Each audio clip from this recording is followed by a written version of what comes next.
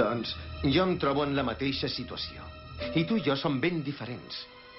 Però jo juro davant de l'Odin i et poso a tu per testimoni que acabaré amb en Loki. Suposo que d'aquesta manera la fúria dels ocells minvarà una mica.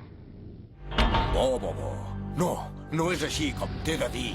El meu etern rival, Bobo, mestre de la tècnica nasal.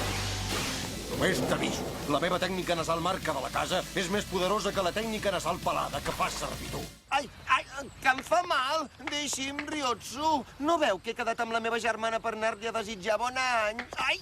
Aquest any comences la gresca aviat, nano? Vinga, va, puja, som-hi, Ryotsu! És com si haguéssim tornat als vells temps, oi? Quin munt de records, Goku. Te'n recordes de quan ens entrenàvem? Havíem de buscar una pedra amb la paraula Tortugan.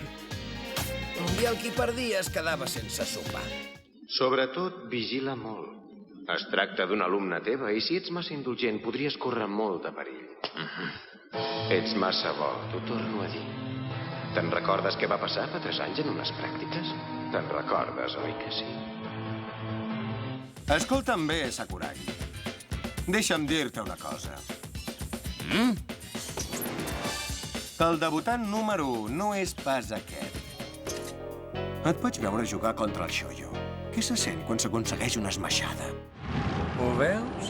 Oi que no hi té res a veure aquesta tècnica secreta realment poderosa amb els trucs que fas tu amb les flames? No te'l prenguis a la lleugera, el poder de l'ull maligne! Moriràs! Drac de flames negres!